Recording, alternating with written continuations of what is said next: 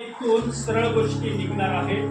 माझे तोंड सत्य बोलते, माझ्या वाणीला दुष्टपणाचा वीट आहे. माझ्या तोंडची सर्व वचने न्यायाची आहेत, त्यात काही वाकडे व विपरीत नाही. ज्याला समजूत आहे त्याला ती सर्व उघड आहे, ती ज्ञान प्राप्त झालेल्या सरळ आहे. रुपये घेऊ नका तर माझे शिक्षण घ्या, उत्कृष्ट सोने न घेता ज्ञान घ्या. परमेश्वर ह्या वचनांद्वारे आम्हाला आशीर्वादित करू. प्रार्थना करू.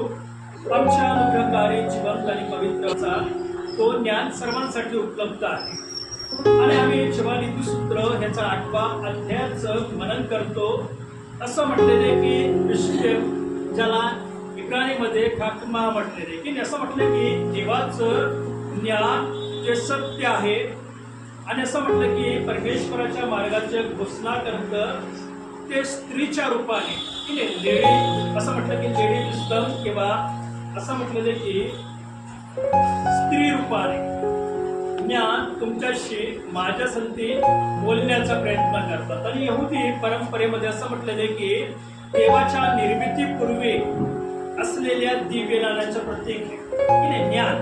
असं म्हटलं की जी बुद्धी आहे, जे ज्ञान आहे, ज्याला इब्रानी रब्बी सांगतात की असं म्हटलं की देवाची सृष्टी, देवाने आकाश पृथ्वी किंवा भूतलाच्या वरती किंवा खाली असं म्हटलं की सर्व काही निर्माण करण्याच्या अगोदर परमेश्वराचं वचनानुसार यहुदी रब्बी मानतात की दिव्य ज्ञानाचं प्रतीक आहे. देवाचं वचन कसे दिव्य ज्ञानाचं प्रतीक. आणि असं म्हटलं की सृष्टी निर्माण करण्याच्या अगोदर की नाही, मी तुम्हाला म्हटलं की असं म्हटलं की परमेश्वराने सृष्टी निर्माण करण्याच्या अगोदर आले आणि इब्रानीमध्ये 22 अल्फाबेट हे सृष्टी निर्माण करण्याच्या अगोदर अस्तित्वात होते की नाही. आलेप्ता ज्याला आम्ही ग्रीक भाषेमध्ये अल्फा ओमेगा म्हणतो की नाही, पण इब्रानीमध्ये आलेप्ता सुरुवात आणि अंत. आणि आम्ही बघतो की आमचा परमेश्वर सुरुवातीच्या अगोदर पासून आहे आणि अंता नंतरही तोच आहे. आमची सुरुवात काय आहे, आमचा जन्म आमच्या आईच्या गर्भात झाला, आम्ही लहानाचे मोठे झाले, तरुण झाले, लग्न झालं, वयस्कर झाले आणि आमचा मृत्यू होतो. हा आमचा अंत आहे. सुरुवात आणि अंत आम्हाला माहिती आहे, पण परमेश्वर आलेप्ता सुरुवातीच्या अगोदर पासून आणि असं म्हटलेलं की सृष्टीचा अंत झाल्यानंतरही तो तसाच आहे. असं म्हटलं की त्याच्यामध्ये फरक पडणार नाही, पण आमच्यामध्ये फरक पडतो. पण या ठिकाणी आम्ही बघतो की नीतिसूत्र ह्याचा 8वा अध्याय 7 ते 10 वचनांचं जेव्हा आम्ही अभ्यास करतो, त्या वचनात काय लिहिण्यात आलं की परमेश्वर सुरुवात आणि अंत आहे.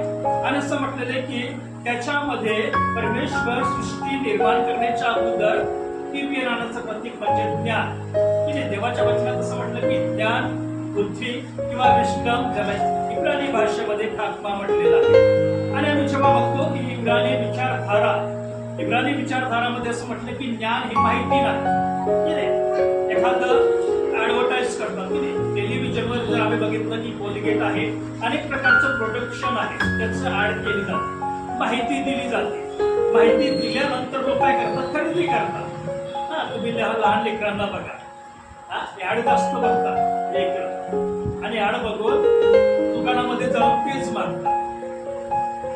लक्षात ठेवायचं की मी ज्या अंकलच्या झेरॉक्स आणि सर्व पुण्याचं दुकान होतं त्यांच्याकडे बसायचं, ते बरोबर सांगायचं त्याचं नाव की लेकरं टेलिव्हिजनवर बघून जी ऍड ती त्याचं नाव सांगतात. पण देवाचं वचन का सांगतं, इब्रानी विचारधारा की ज्ञान ही माहिती नाही.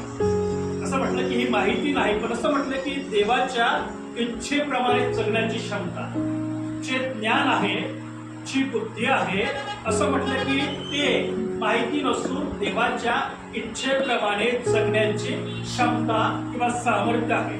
पण जेव्हा आम्ही नीतिसूत्र याचा 8वा अध्याय 6वं वचन वाचतो, त्या ठिकाणी असं म्हटलं की कारण मी उत्कृष्ट गोष्टी सांगणार आहे, माझ्या वाणीतून सरळ गोष्टी निघणार आहेत. या ठिकाणी नीतिसूत्र 8 आणि 6 मध्ये असं म्हटलेलं की उत्कृष्ट गोष्टी असं म्हटलेलं की ऐका, कारण मी उत्कृष्ट गोष्टी सांगणार आहे.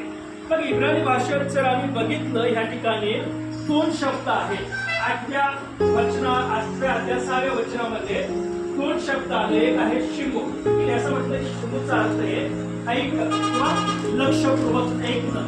दुसरा शब्द आहे नेगेटिव्ह. नेगेटिव्हचा अर्थ आहे श्रेष्ठ प्राप्त गोष्टी, राजेशाही किंवा सत्य. ठीक आहे. 8वा अध्याय 6वं वचन सांगतो की ऐका लक्षपूर्वक. असं म्हटलं की माझ्या वाणीकडे मान द्या.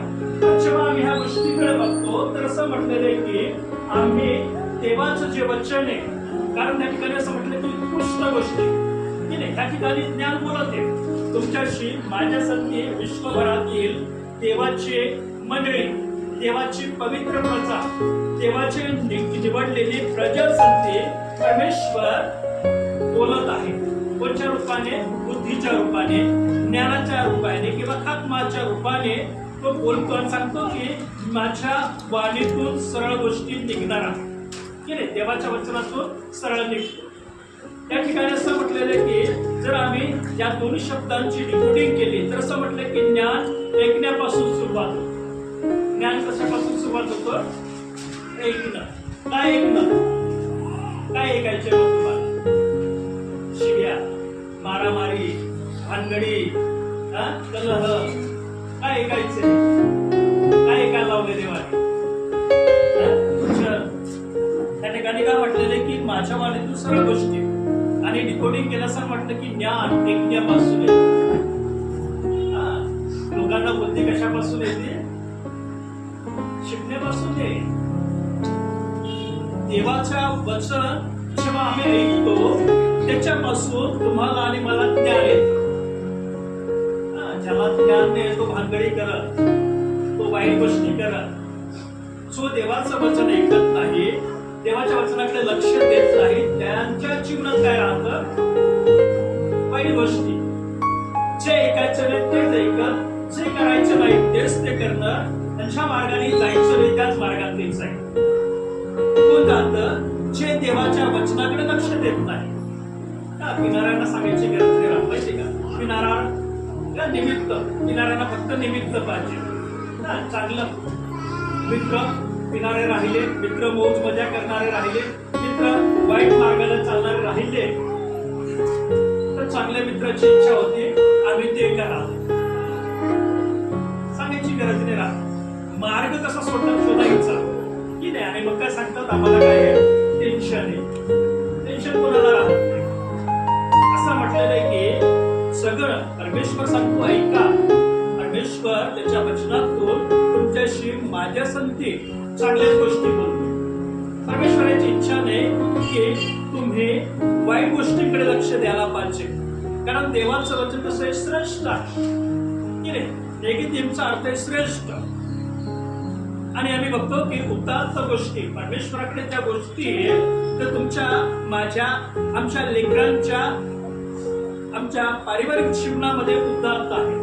ज्या गोष्टी तुम्हाला मला परिपूर्ण करतात, आमच्या परिवाराला परिपूर्ण करण्यासाठी देवाचं वचन आहे, देवाचं ज्ञान आहे. आणि असं म्हटलं की ह्या गोष्टी आम्हाला काय करतात? राजेशाही करतात. आम्ही विचार नाही करत दिसतील राजेशाही. आम्हाला परमेश्वर अशा जागेवर बसवतो त्या ठिकाणी तुमच्या आणि माझ्या जीवनामध्ये राजेशाही काय घेऊन येतो? गोष्टी आणतो. देवाचं वचन राजेशाहीमध्ये आम्हाला आणतो. आणि असं म्हटलं की परमेश्वर तुम्हाला मला सत्य वचनामध्ये चालवतो. म्हणून इब्रानी डिकोडिंग मध्ये आम्ही बघतो की ज्ञान ऐकण्यापासून सुरुवात, ऐकायला पाहिजे. ऐका. आमची मराठी म्हणत आहे सोनाराने फुंकले वारे, इकडून तिकडे गेले वारे. इथून ऐकतात, इथून सोडून देतात. देवाचं वचन दोन्ही कानाने ऐकत पुढे ठेवा हृदयामध्ये. यिर्मया 17:9 मध्ये काय म्हणतं की हृदय सर्वात कमती आहे. ज्यांचे हार्टचे ऑपरेशन होतं, ज्याला इकडे त्रास होतो, त्याचं मन कसं असेल ना? यिर्मया 17:9 काय सांगतो? हृदय काय आहे? कमती आहे. हार्टचे ऑपरेशन कोणाचे होतात? सांगतो की आम्ही हे खाल्लं ते खाल्ले त्याच्याने नव्हतं. आमचं हृदयच कपटी आहे. हृदयामध्ये कपटपणा आहे, हृदयामध्ये मीपणा आहे, हृदयामध्ये अहमपणा आहे, तर त्या व्यक्तीचं हृदयाचं ऑपरेशन. आणि बायबल आम्हाला ते सांगतो की आम्ही ज्ञान ऐकण्यापासून आमची सुरुवात होते. आमचं जे ज्ञान आहे, आम्हाला परमेश्वर जे वाढवतो ना, जर आम्ही देवाचं वचन ऐकतो, आम्हाला अनेक गोष्टी देईल. सांगायची गरज नाही परमेश्वराला. परमेश्वर आम्ही मागण्याच्या अगोदर देईल, कारण आम्ही देवाचं वचन ऐकतो, आम्ही देवाच्या वचनाचं मनन करतो, आम्ही देवाच्या वचनाप्रमाणे आम्ही आमचा परिवार चालण्याचा प्रयत्न करतो. तर परमेश्वर आमची प्रत्येक गरज वेळेनुसार काय करतो, आमचा मार्ग उघडतो. म्हणून असं म्हटलं की जो ऐकतो त्याला समजते, जो ऐकल त्याला समजत, जो ऐकणार नाही त्याला समजणार नाही. असं म्हटलं की अनेक विश्वासी देवाच्या भवनात येतात, ऐकण्यासाठी येत नाही. सभासद असावं, आमच्या लेकरांचं बाप्तिस्मा व्हावं, अर्पण व्हावं, लग्न व्हावं आणि जपणविधी व्हावं म्हणून येतात. सभासद म्हणून साधारण गोष्ट नाही. असं म्हटलं की मृत्यूनंतर आम्ही प्रत्येक जण जर देवाचं वचन ऐकत नाही तर आम्ही सर्व तिथेच जाणार आहे. कुठे? अधोलोकामध्ये. देवाचं वचन आम्हाला ते सांगतं. म्हणून या ठिकाणी जेव्हा इब्रानी डिकोडिंग आम्ही बघतो की ज्ञानाची सुरुवात ऐकण्यापासून होते. ऐका. आणि नीतिसूत्र पहिला अध्यायामध्ये काय म्हणतं की देवाचं भय काय आहे, कशी सुरुवात आहे. देवाचं भय, ज्ञानाची सुरुवात. देवाचं वचन ऐका, भय निर्माण होईल, देवाची सत्यता निर्माण होईल आणि परमेश्वर त्या ज्ञानाने, त्या सामर्थ्याने तुम्हाला आणि मला भरल. म्हणून इब्रानी रब्बींनी व्याख्या केलेली आहे. यहुदी रब्बी हे राशी काय म्हणतात की ज्ञानाचा आवाज सर्वांना ऐकू येतो. ज्ञानाचा आवाज, देवाचं वचन सर्वांना ऐकू येतो. बरोबर आहे बघ इथे आलेलं. इब्रानी रब्बी राशी व्याख्या करताना या वचनाविषयी काय म्हणतात की ज्ञानाचा आवाज सर्वांना ऐकू येतो. देवाचं वचन सर्व ऐकतात की नाही? कोण बाहेर आहे? देवाचा वचन सर्व ऐकतात, पण असं म्हटलं की मन पण नम्र लोकच प्रतिसाद देतात. यहुदी रब्बी राशी म्हणतात की ज्ञान, असं म्हटलेलं की ज्ञानाचा आवाज, देवाचं वचन सर्व ऐकतात, पण जे नम्र आहेत, जे लीन आहेत, तेच लोक काय करतात, देवाच्या वचनाला प्रतिसाद देतात. जो ऐकतो तो प्रतिसाद देतो, पण जे नम्र आहे, ज्यांचं मन देवाच्या वचनात, देवाच्या भयात, देवाच्या प्रीतीत आहे, तेच लोक ऐकतात, दुसरे लोक नाही ऐकणार. म्हणून यशया 55 अध्याय आणि 3रं वचन काय सांगतं, यशया 55 आणि 3रं वचन काय सांगतं की कान द्या. काय म्हटलंय की कान द्या. असं म्हटलेलं की मजकडे या, ऐका म्हणजे तुमचा जीव वाचेल. परमेश्वराचं वचन काय सांगतो की कान द्या म्हणजे देवाचं वचन ऐका आणि देवाकडे या, म्हणजे असं म्हटलं की तुमचा जीव वाचेल. हे आम्ही ऐकलं पाहिजे आणि असं म्हटलं की देवाकडे आलं पाहिजे. आणि असं म्हटलेलं की जेव्हा आम्ही ऐकतो आणि देवाकडे येतो किंवा देवाच्या भवनात येतो, तुमचा आणि माझा जीव काय होईल, वाचतो. तुमचं माझं जीवन वाचतं आणि मी तुम्हा बरोबर सर्व काळाचा करार करेन. परमेश्वर काय सांगतो, तुमच्या बरोबर सर्व काळ करा. जो ऐकतो, जो देवाच्या भवनामध्ये येतो, तर परमेश्वर काय करतो, त्याचं जीवन सुरक्षित करतो, त्याच्या जीवनाला, त्याच्या परिवाराला वाचवतो. आणि असं म्हटलं की परमेश्वर त्याच्या परिवारासाठी सर्व काळाचा करार करतो. मग ह्या ठिकाणी असं म्हटलं की मी तुम्हा बरोबर सर्व काळाचा करार करीन, म्हणजे दाविदाला देव केलेला आढळ प्रसाद तुम्हाला देईल. दाविदासाठी देवाने प्रतिज्ञा केली. असं म्हटलेलं की मी भवनामध्ये राहतो आणि माझ्या परमेश्वराचा कोश मानवात राहतो. म्हणून त्यांनी विचार केला की माझ्या परमेश्वरासाठी, त्याच्या घराचा कोशासाठी काय करत, एक मंदिर बांधलं. आणि परमेश्वराने दाविदासाठी करार केला. असं म्हटलं की तुझ्या गादीवर बसणारा, तुझ्याच गोत्रातला, तुझ्याच वंशातला आहे. आम्ही बघतो की दाविदानंतर शलोमोनंतर रहाबा, की नाही, ते सर्व एकाच गादीचे बसले. आज इस्रायलवर ज्याची सत्ता आहे, जो पंतप्रधान आहे, तो कोणत्या गोत्राचा आहे? कोणत्या गोत्राचा आहे? दाविदाचा गोत्राचा आहे. असं म्हटलं की असं म्हटलं की दाविदाला देव केला आढळ प्रसाद तुम्हाला. जर आम्ही ऐकतो, देवाच्या भवनात येतो आणि असं म्हटलेलं की आम्ही असं म्हटलेलं की परमेश्वर तुमच्या परिवाराला वाचवतो. पण असं म्हटलं की एक अढळ करा, परमेश्वर तुमच्याशी करतो. तुम्ही असो, तुमची येणारी पिढी असो, त्यांना परमेश्वर देवाच्या वचनात, देवाच्या भयात, देवाच्या प्रीतीत कसा ठेवत आढळ. की असं म्हटलं की त्यांना हलू देणार नाही परमेश्वर. पण तुमची आणि माझी इच्छा ती जे की आम्ही जर विश्वासात आहे, आमचा परिवार विश्वासात आहे, तर आमचे लेकरं येणाऱ्या पिढीने कसं असावं, विश्वासात असावं, देवाच्या वचनात असावं, देवाच्या भयात असावं. ही आमची इच्छा आहे की आमची पत्नी असो, आमचे लेकरं असो, आमच्या मुली असो, आढळ असावं. या ठिकाणी परमेश्वर तुमच्याशी माझ्याशी करार करतो. दाविदा संधी केला, इस्रायल संधी केला, अब्राहम, इसाक, याकोबाच्या पुत्र संधी केला. आज तुमच्याशी माझ्या संधी तोच करार करतो. आणि असं म्हटलेले की परमेश्वर एक अढळ प्रसाद तुम्हा असतील, तो म्हणजे तुम्ही जर विश्वासात आहे तर तुमचे लेकरं, तुमचा परिवार विश्वासात असाल. त्याचं काय, आई वडीलच येत नाही, लेकरं बी येत नाही, त्याच्या विषय विचारच करायचा आहे. म्हणून मत्तई शुभवर्तमान 11:15 काय सांगतोय? मत्तई 11:15 मध्ये असं म्हटलं की ज्याला एकावेळेस कान आहे तो ऐकतो. या ठिकाणी देवाचं वचन सांगतो ऐका, कारण मी उत्कृष्ट गोष्टी सांगणार आहे.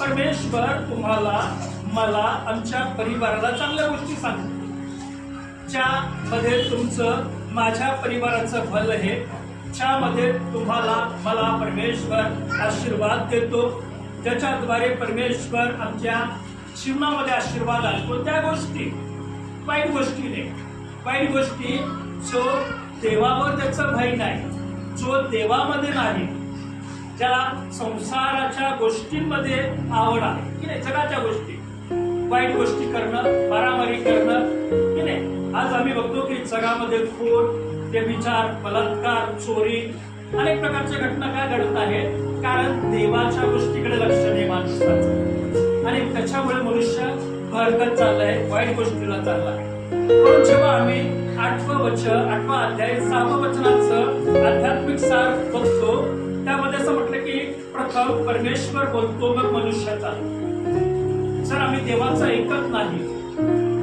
देवाच्या गोष्टीकडे लक्ष देत नाही, तर असं म्हटलेलं की आम्ही देवाचं ऐकणार बी नाही. परमेश्वर देवाच्या दासांद्वारे, दासींद्वारे, विश्वासी परिवारांद्वारे, त्याच्या वचनाच्या माध्यमातून तुमच्याशी, माझ्याशी गोष्टी करत असतो, आणि त्याच्यामध्ये तुमचं आणि माझं फल आहे. पुन्हा 8 अध्याय 7 वचन आपण वाचू. या वचनात असं म्हणते की माझे तोंड सत्य बोलते, माझ्या वाणीला दुष्टपणाचा वीट आहे. या ठिकाणी ज्ञान किंवा बुद्धी का सांगतो की माझे तोंड सत्य बोलते. देवाचं वचन नेहमी सत्य बोलत असतं, आणि असं म्हटलेलं आहे की माझ्या वाणीला दुष्टपणाचा वीट आहे. जेव्हा आम्ही देवाचं वचन ऐकतो, तर दुष्टता, वाईटपणा आमच्या व्यक्तिगत जीवनातून दूर असावं, आमच्या मनात नसावं. पुन्हा ठिकाणी असं म्हटलेलं की 2 गोष्टी आम्ही 8 अध्याय 7 वचनामध्ये बघतो. पहिला आहे असं म्हटलेलं की आमेर म्हणजे सत्य, आणि दुसरं आहे रेषा, रेषा म्हणजे दुष्टता. पण आम्ही आमेरला बघतो की आमेरचं जी सुरुवात आहे ती आलेख पासून होती. आलेख म्हणजे सुरुवात, आणि आम्ही बघतो की ताव म्हणजे शेवट, आणि मेघ जो आहे तो मधोमध येतो.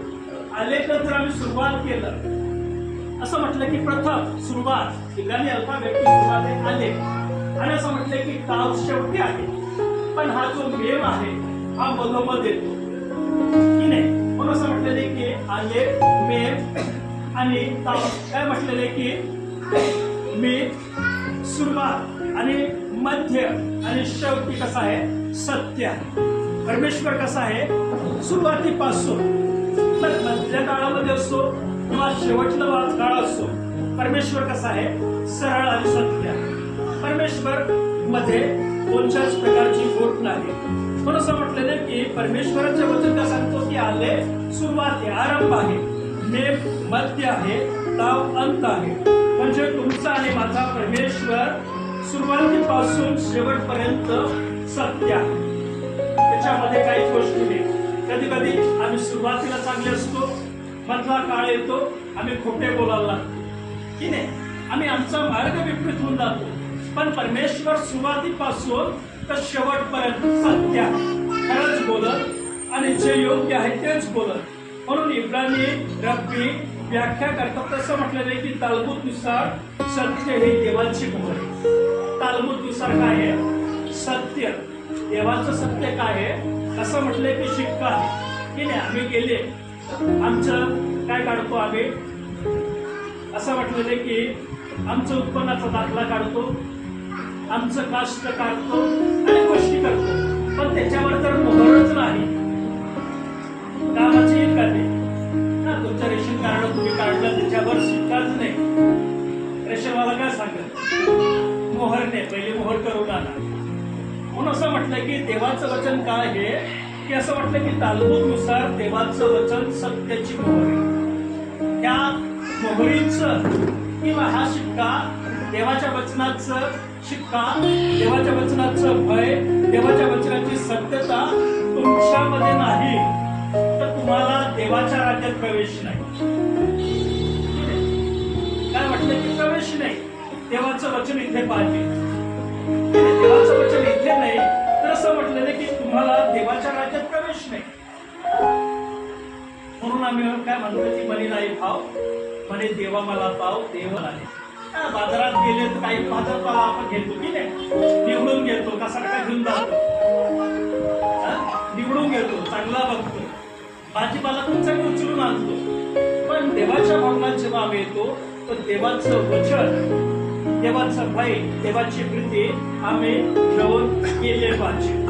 असं म्हटलेलं की आम्ही या ठिकाणी बाजार करायला येत नाही. लोकांना वाटतं चला या व्यवहार हे करा, सर्व करा, भाजीपालाने हे भगवान देवाचं भाजीपाल्याचं नाही, ज्ञानाचं, बुद्धीचं, अभिषेकाचं, आरोग्याचं आणि असं म्हटलंय की आशीर्वादाचं केंद्र आहे. ज्या ठिकाणी तुम्ही येतात तो आशीर्वाद घेण्यासाठी, आरोग्य घेण्यासाठी आणि तुमच्या व्यक्तिगत जीवनात, तुमच्या पारिवारिक जीवनात, तुमच्या लेकरांच्या जीवनात आशीर्वाद, आरोग्य सर्व घेऊन जातात. इथूनच याच्या पलीकडे काही नाही. म्हणून आम्ही जेव्हा वाचतो योहान 14:6 मध्ये प्रभू येशू ख्रिस्ताने काय म्हटलंय की संत तुम्हाला काय म्हटलं की मार्ग, सत्य व जीवन मीच आहे. हे संत तुम्हाला किंवा शिष्य विचारत होते की आम्हाला सत्य सांगा, आणि येशू ख्रिस्ताने काय म्हटलं की मार्ग, सत्य व जीवन मीच आहे, माझ्याद्वारे आल्या वाचून पित्याजवळ कोणी जात नाही. मार्ग, देवाकडे जाण्याचा मार्ग येशू आहे, देवाचं सत्य येशू आहे आणि देवाकडे जाण्याचं जीवन सुद्धा येशू आहे. येशू शिवाय तुम्हाला पर्यायच नाही. असं म्हटलेलं की येशूच मार्ग आहे, येशूच जीवन आहे, येशूच सत्य आहे आणि त्याच्याशिवाय तुम्ही पित्याकडे जाऊ शकत नाही, पित्याकडे क्षमा सुद्धा मागू शकत नाही. येशूकडे जाऊन तुम्ही क्षमा मागत करा, पिता क्षमा करत. मग त्या 6वा अध्याय 14 आणि 15 प्रभूची प्रार्थना संपल्यानंतर असं म्हटलं की जर तुम्ही मनुष्याच्या अपराधांची क्षमा करत नाही तर तुमचा स्वर्गीय पिता क्षमा करत नाही. आणि येशू ख्रिस्ताची पदस्तंभावरची पहिली वाणी काय म्हणतो की हे बापा ह्यांना क्षमा कर. बघा, क्षमा ख्रिस्ती जीवनाचा सगळ्यात मोठा सार क्षमा. ज्या दिवशी तुम्ही क्षमा करायला शिकले तुम्हाला परमेश्वर आरोग्य देईल, परमेश्वर तुम्हाला शांती देईल, परमेश्वर तुमची गरज पूर्ण करेल. जेव्हा तुम्ही क्षमा करा. बायबलचा सर्वात मोठा सार क्षमा करा. बायबलचं सगळ्यात मोठं आहे क्षमा करा. निरोगी राहा, आरोग्य प्राप्त करा, आशीर्वाद प्राप्त करा. मग तुमचा व्यवसाय असो, तुमची शेतीवाडी असो, तुमचं गुरुढोर असो, ज्या दिवशी तुम्ही तुमच्या विरोध्यांना क्षमा करायला लागत, क्षमा करा. आणि येशू ख्रिस्ताने म्हटलं की तुमच्या शत्रूंसाठी तुम्ही काय करा, प्रार्थना करा, त्यांना क्षमा करा. पण आमच्या व्यक्तिगत जीवनात जितकं आम्ही क्षमा करू तितकंच परमेश्वर चांगलं आरोग्य, चांगलं स्वास्थ्य तुम्हाला आणि मला प्रदान करेल. म्हणून स्तोत्र 119, 160 वचनामध्ये काय लिहिलं आहे की तुझे एकंदर वचन सत्य आहे, देवाचं वचन सत्य आहे आणि तुझे सर्व रास्त निर्णय सनातन आहे. हे देवाचं वचन काय आहे? सत्य आहे. सर्व याच्यात दिलेले मार्ग, याच्यात दिलेले दिशा सर्व काही सरळ आणि सत्य आहे. आणि म्हणून आम्ही बघतो की या ठिकाणी इब्रानी असं म्हटलं की या ठिकाणी की ज्ञान खोटेपणा सहन करत नाही, परमेश्वराला कुठं चालत नाही, परमेश्वराला लबाडी चालत नाही. असं म्हटलं की जगातील कोणतीच वाईट गोष्ट देवाला चालत नाही. पण आम्ही बघतो की 8वा अध्याय आणि त्याचं 7वं वचन आम्हाला काय सांगतो की परमेश्वराला असं म्हटलेलं आहे की वाईट गोष्टी सहन होत नाही, चुकीच्या गोष्टी सहन होत नाही. आणि आम्ही 8व्या वचनाचं मनन करणार आहोत पुन्हा.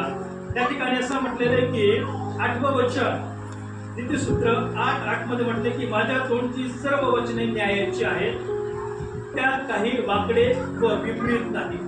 असं म्हटलं की देवाचे सर्व वचने न्यायाची आहेत, त्यात वाकडेपणा नाही. आणि 8वा अध्याय 8व्या वचनामध्ये 2 गोष्टी दिलेल्या आहेत. असं म्हटलंय की स्थानिक न्यायी किंवा धार्मिकता आणि इकेचा अर्थ वाकडेपणा. तर देवाचं वचन न्यायी आणि धार्मिकता आहे. त्याच्यामध्ये असं म्हटलेलं आहे की परमेश्वर न्यायी बी आहे, धार्मिक बी आहे. आणि जेव्हा आम्ही या शब्दांची डिकोडिंग बघतो, असं म्हटलं की देवाचं ज्ञान सरळ आहे की नाही, देवाचं ज्ञान सरळ मार्ग दाखवतं. आणि असं म्हटलेलं की पाप मनुष्याला वाकडं करतं. कोण वाकडं करतं? पाप. असं म्हटलं की परमेश्वराचं वचन तुम्हाला मला सरळ जो मार्ग योग्य आहे त्याच्याकडेच नेईल. पण पाप काय करतो? वाकडं करून टाकतो की नाही. आम्हाला परमेश्वर त्याची इच्छा आहे की आम्ही सरळ जावं, देवाची इच्छा सरळ मार्गाने जावं. पण ज्ञान आम्हाला काय करतो? वाकडं करतो. काय करतो? वाकडं करतो की नाही.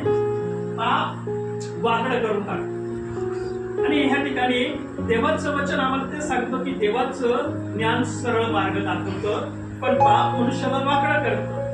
मग आम्ही वाचतो त्याच्यामध्ये की अनुवाद 32:4 या वचनामध्ये की तो दुर्ग आहे, त्याची कृती अभंग आहे, तो दुर्ग आहे.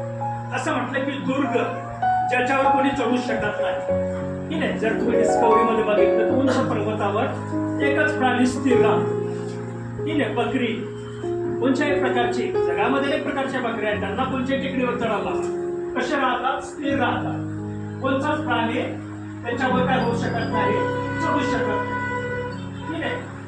आम्ही सुद्धा त्याच्यावर स्थिर नाही राहू शकत. पण परमेश्वर सांगतो की तो या ठिकाणी नीतिसूत्र आपलं अनुवाद 32:2 मध्ये काय म्हणतो की देवाच्या वचनामध्ये की तो दुर्गा, आमचा परमेश्वर दुर्गा की नाही. त्या ठिकाणी जर आम्हाला तो घेऊन आला त्या दुर्गावर, असं म्हटलेलं की तुम्हाला मला कोणी स्पर्श करू शकत.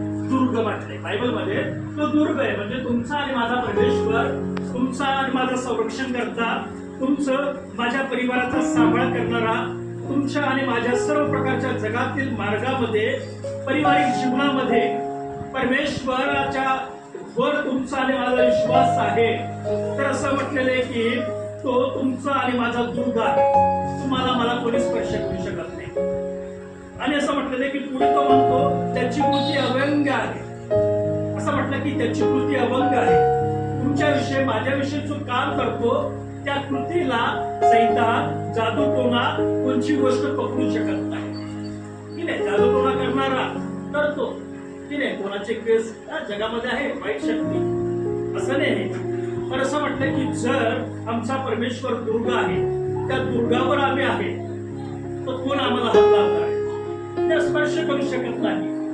आणि असं म्हटलेलं आहे की देवाच्या वचनात पुढे त्याचे सर्व मार्ग न्यायाचे आहे. तुमचा माझा परमेश्वर न्यायी आहे. तुमचा आणि माझा परमेश्वर असं म्हटलं की तो सत्य देव आहे, त्याच्या ठाई अधर्म नाही. परमेश्वराच्या ठाई काही नाही, हे अधर्म नाही. असं म्हटलं की तो न्यायी आणि सरळ आहे की नाही.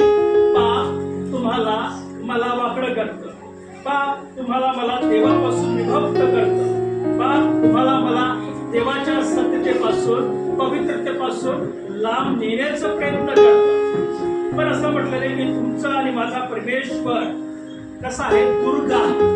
तुमचा आणि माझा परमेश्वर त्याची कृती अव्यंगी आहे. तुम्ही आणि मी परमेश्वराच्या हातात आहे. तर तुम्हाला मला कोण स्पर्श करणार आहे नाही.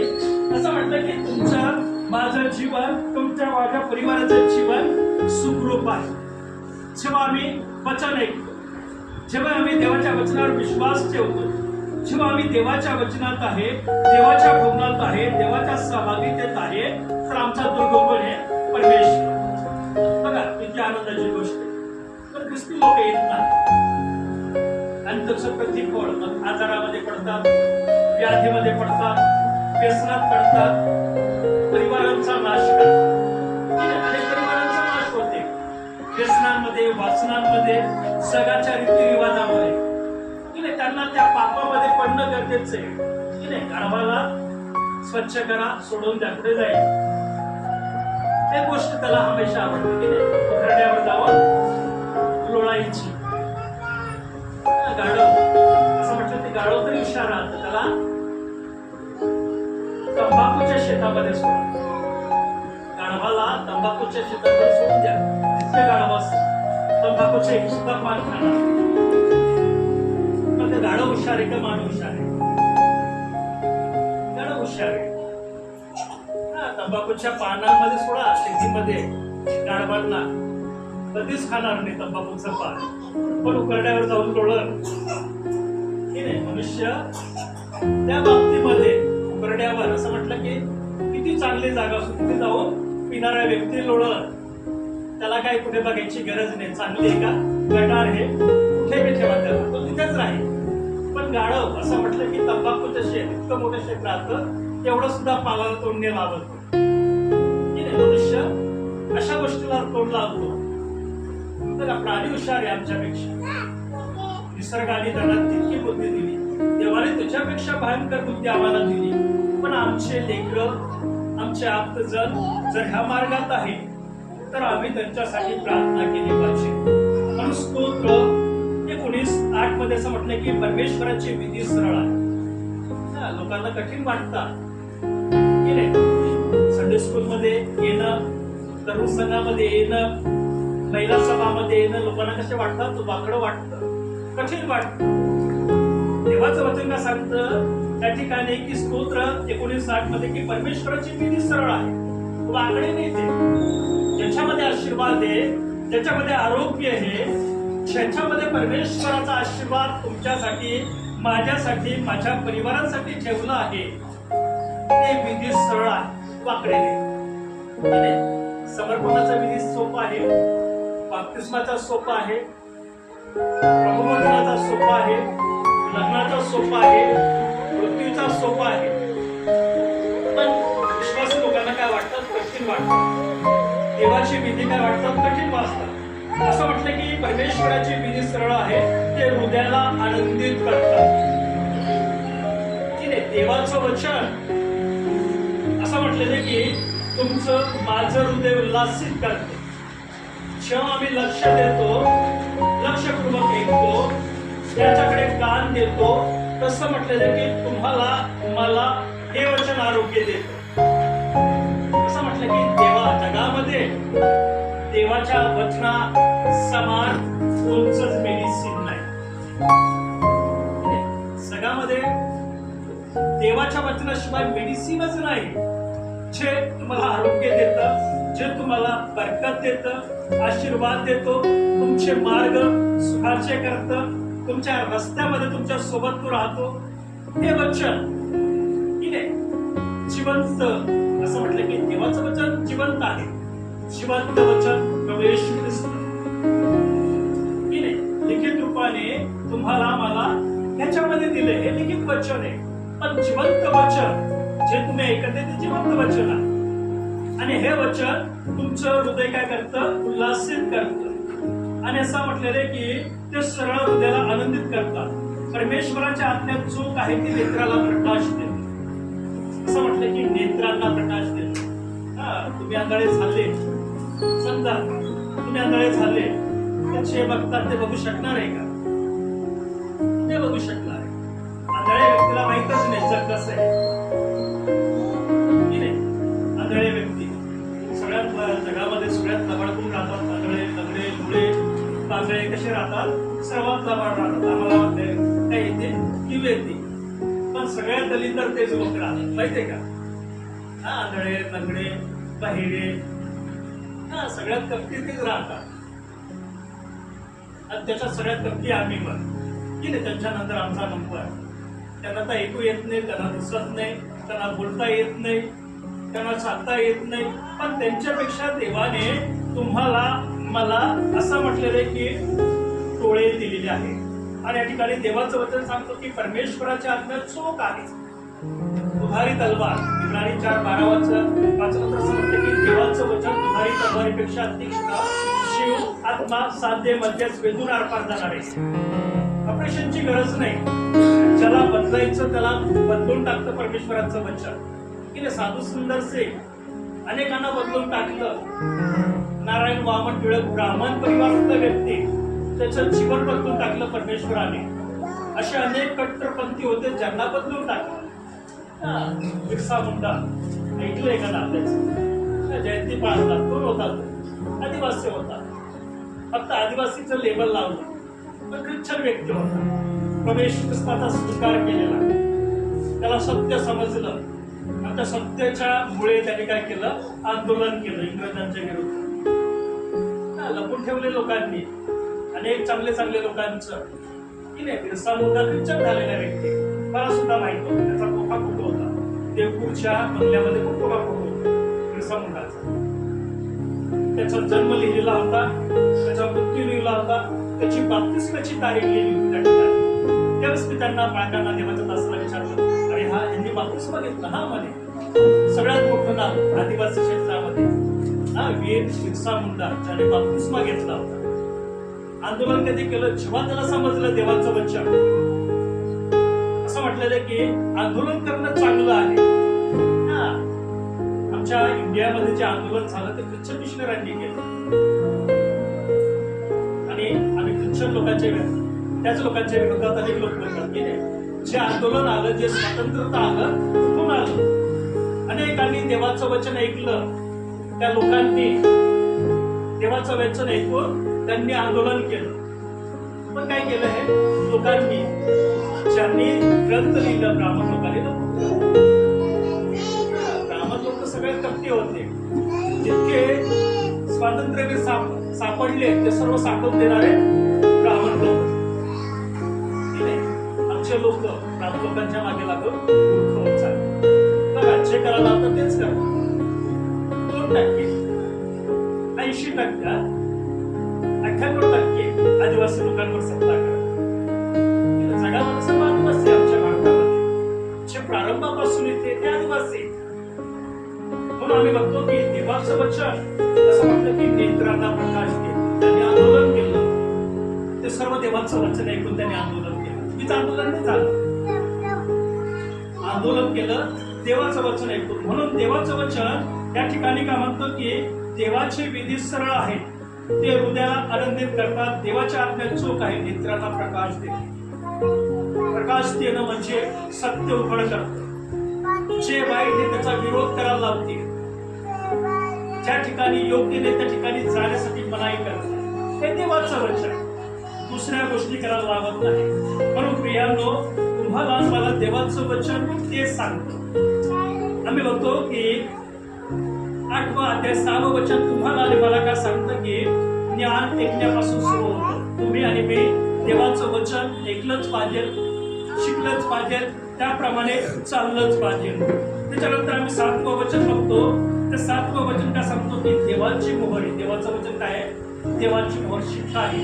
हे वचन तुमच्या मनात नाही, तुमच्या हृदयात नाही, तुमच्या परिवारावरच नाही, तर तुम्ही अधोलोकात किंवा नरकामध्ये सार्वकालिक शिक्षेसाठी जाणार आहे. तिसरी गोष्ट आम्ही 8व्या वचनामधून बघतो. 8वा अध्याय 8व्या वचनामध्ये ती म्हणजे की असं म्हटलं की देवाचं वचन सरळ, स्पष्ट आणि शुद्ध आहे.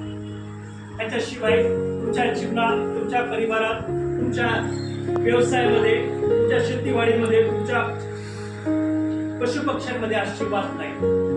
ते जर वचन आहे. पण प्रियानो, तुम्हाला मला अधिक ना अधिक देवाच्या सहभागीतेत येणं गरजेचं आहे. अधिक ना अधिक देवाचं वचन ऐकणं, शिकणं, त्याप्रमाणे चालणं गरजेचं आहे. तर परमेश्वर या दिवसांमध्ये तुम्हाला मला अधिक आशीर्वाद दिल्याशिवाय राहणार नाही.